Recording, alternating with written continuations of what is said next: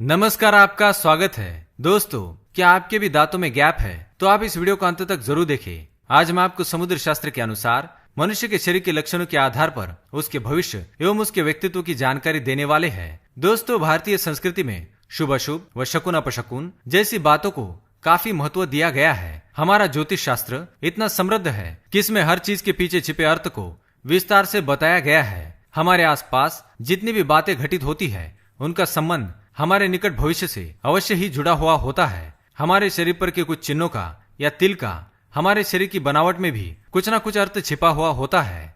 ईश्वर ने हर मनुष्य के शरीर की बनावट अलग अलग तरीके से की है। रंग रूप, स्वभाव, विचार शैली, परिस्थिति आदि सब एक दूसरे से भिन्न है।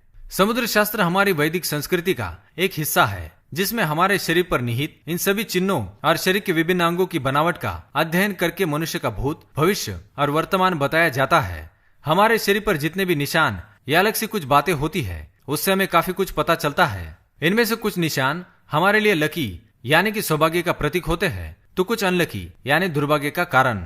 चलिए आज हम आपको बताते हैं हमारे शरीर के कुछ ऐसे लकी चिन्हों और अंगों की बनावट के बारे में जिनका सीधा प्रभाव हमारे जीवन पर पड़ता है, या यूं कहे कि हमारे शरीर में इनका होना हमारे लिए भाग्य की बात है। सबसे पहले बात करते हैं हमारे चेहरे और शरीर की बनावट के बारे में। गोल चेहरे वाले लोग निश्चित ही भाग्यशाली होते हैं। अच्छी नौकरी, सफलता और अच्छा लाइफ पार्टनर मिलना इनके नसीब में जरूर लिखा होता है। मध्यम ऊंचाई होना भी अच्छा समझा जाता है। तेज नाक और उस पर तिल का होना अच्छा माना जाता है। जिन लोगों के कान सामान्य से बड़े होते हैं वे भी अत्यंत भाग्यशाली होते हैं। चौड़ा और लंबा माथा, उस पर पड़ने वाली लकीरें भी हमारे सौभाग्य को दर्शाती है। यूं तो बालों का कम होना या गंजेपन को सुंदरता की दृष्टि से अच्छा नहीं माना जाता, परंतु ज्योतिष शास्त्र की दृष्टि से देखे तो गंजे लोग ज्यादा भाग्यशाली माने गए हैं। महिलाओं की मांग सीधी होना भी अच्छा माना जाता है। अब हम बात करते हैं हमारे चेहरे और शरीर के अन्य भागों पर जन्म से ही जो तिल होते हैं उनकी। जी हाँ, ये जो तिल होते हैं शरीर पर उनकी स्थिति के अनुसार उनका अर्थ होता है। जैसे कि माथे के बीचों बीच तिल हमारे लिए लकी होता है, इसी तरह हथेली, दाएं गाल, दाईं आंख इत्यादि पर जो तिल होते हैं वो हमारे लिए खास होते हैं। मोतियों जैसे सफेद दांत किसे पसंद नहीं है, और बिना फट यानी कि बिना गैप वाले दांत तो अच्छे ही दिखते हैं, परंतु समुद्र शास्त्र के अनुसार जिस व्यक्ति के दांतों के बीच में गैप या फट होता है वे ज्यादा सौभाग्यशाली होते हैं। नौकरी में उच्च पद पर आसीन ये व्यक्ति आर्थिक दृष्टि से भी सबल होते हैं। इसी प्रकार जिनके दांत थोड़े से बाहर निकले होते हैं वे थोड़े जिद्दी और ज्यादा बोलने वाले होते हैं, पर भाग्यशाली भी होते हैं।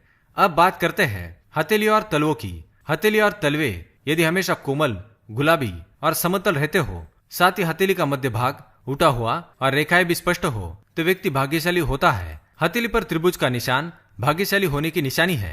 लंबी व पतली उंगलियां भी भाग्य की दृष्टि से अच्छी मानी गई है। पैरों के तलों पर सूर्य, चंद्र, नक्षत्र, सिंह, कमल, शंख चक्र या ध्वज जैसी आकृति हो तो यह अत्यंत भाग्यशाली, ऐश्वर्यशाली और राजा के समान जीवन होने की निशानी है। जिन स्त्री और पुरुषों की नाभि घेरी होती है वे भी भाग्यशाली होते हैं। अब बात करते हैं हमारे आंखों की।